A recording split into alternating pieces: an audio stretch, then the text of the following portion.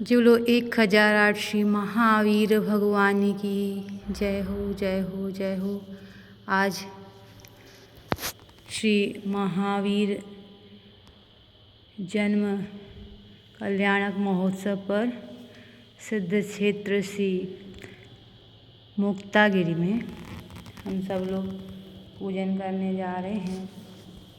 यहाँ बहुत ही सुंदर तरीके से मनाया गया आज का ये जन्म कल्याणक दिवस। वैसे मूल नायक श्री आदिनाथ भगवान जी इस मंदिर में हैं।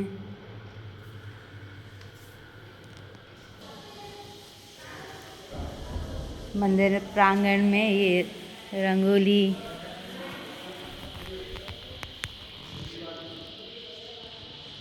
अपनी खुशियों को व्यक्त करने का एक और माध्यम है।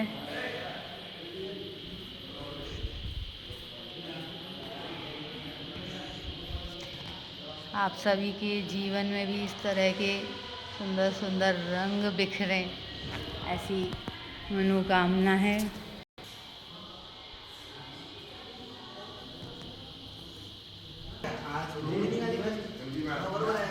सभी को यहाँ पर स्वल्पाहार की व्यवस्था की गई है। मीठा और नमकीन सभी को यहाँ दिया जा रहा है।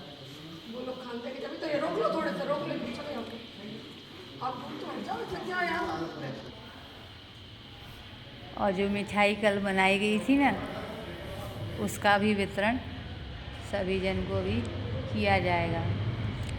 आप भी आ सकते हैं। पधारो मुक्तागिरी सिद्ध क्षेत्र पर, जहाँ 3.5 करोड़ महामुनिराज मोक्ष पधारे हैं।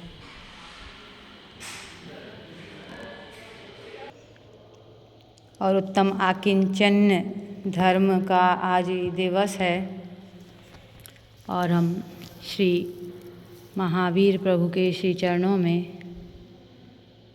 कोटिशः वंदन करते हुए ये प्रार्थना करते हैं कि आपकी तरह हम सभी के जीवन में ये जन्म और मरण का जो चक्र है वो समाप्त हो जाए और हमको भी आपकी तरह, जैसे आज आपका जन्म कल्याणक दिवस है, हमारा भी एक दिन जन्म कल्याणक दिवस मने, बार बार जन्म होने की जो संतति है वो समाप्त हो जाए।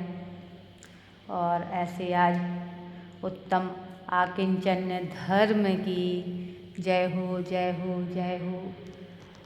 भगवान श्री महावीर प्रभु के जन्म कल्याणक महोत्सव की जय हो जय हो जय हो। नमोस्तु भगवन नमोस्तु भगवन नमोस्तु भगवन।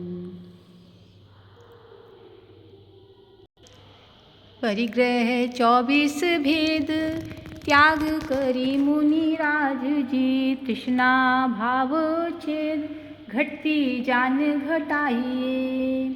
उत्तम आकिंचन गुण जानो, परिग्रह चिंता दुख ही मानो। फांस तनक सी तन में साले, चाह लंगोटी की दुख भाले। भाले न समता सुख कवि नर, बिना मुनि मुद्रा धरे। धन नगन तन पर नगन ठाड़े, सुर असुर पायन परे। घर माही तृष्णा जो घटावे, रुचि नहीं संसार सो। भव धन बुरा ही भला कहिए, लीन पर उगार सो। क्या बोल रहे हैं कि परिग्रह 24 भेद, 24 प्रकार के परिग्रह होते हैं। 10 जो अपन को बाहर दिखाई देते रहते हैं, जिसमें ये पूरे वस्त्र आभूषण और बर्तन गृह मकान दुकान खेत खलियान सब कुछ जो भी दिखाई देता है वो 24 परिग्रह में से 10 परिग्रह के अंतर्गत बाहरी परिग्रह है और 14 परिग्रह अंतरंग परिग्रह होते हैं, जिनको त्यागना बहुत ज़्यादा कठिन होता है। जो हमारे अंदर भाव होते हैं ना, वे भी परिग्रह हैं, उसी के अंतर्गत आते हैं। तो परिग्रह 24 भेद त्याग करें मुनिराय जी। जो मुनि महाराज होते हैं ना, वे इन परिग्रहों का त्याग करते हैं। तृष्णा भाव उच्छेद, घटती जान घटाइए। और जो तृष्णा का जो भाव है ना, उसका विसर्जन करते रहना चाहिए। घटती जान घटाइए मतलब जितना घट जाए उतना ही अच्छा है। तब क्या प्रकट होगा? उत्तम आकिंचन।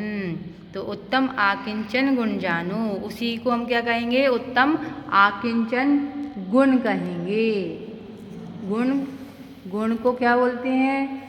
नंबर भी बोलते हैं, है ना। कितने गुण आए मतलब कितने अंक आपको मिले परीक्षा में, तो ऐसे ही कितने गुण मिले, तो आकिंचन गुण हम में प्रकट होता है अगर।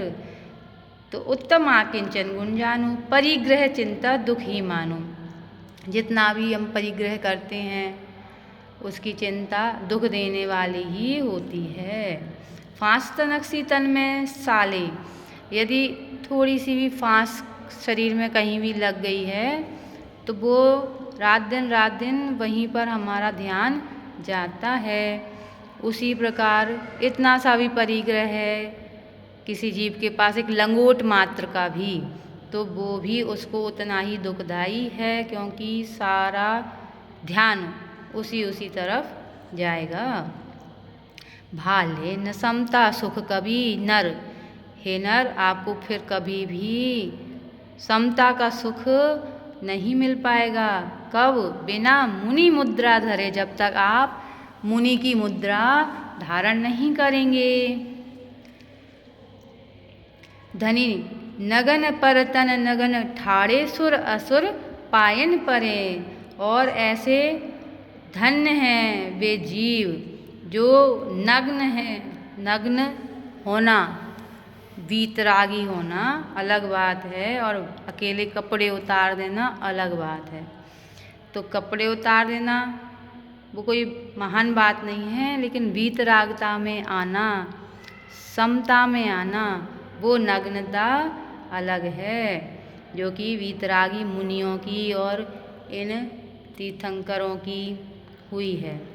तो धनी नगन पर तन नगन ठाड़े, जो पूर्ण रूप से अंदर और बाहर नग्नता को प्राप्त हैं, और सुर असुर पायन परे, और उनके देवता भी उनके पास आकर उन्हें प्रणाम करते हैं, उनके चरण छूते हैं। असुर भी मतलब सुर देवता तो पूज ही रहे हैं, जो बहुत बुरे लोग हैं ना, वे भी उन्हें बहुत पूजते हैं, क्योंकि सबको मालूम होता है जो अच्छा है वो तो अच्छा ही है। घर माही तृष्णा जो घटावे, अब ये जो ऊपर की बात हो गई ये तो मुनिराजों की हो गई है, लेकिन घर में भी तो सब लोग रह रहे हैं ना, हम और आप। तो घर माही तृष्णा जो घटावे, चीज़ों में रहना अलग बात है और उनमें तृष्णा का भाव रखना अलग बात है। तो घर माही तृष्णा जो घटावे, घर में रहते हुए उन चीज़ों से तृष्णा को घटा देता है।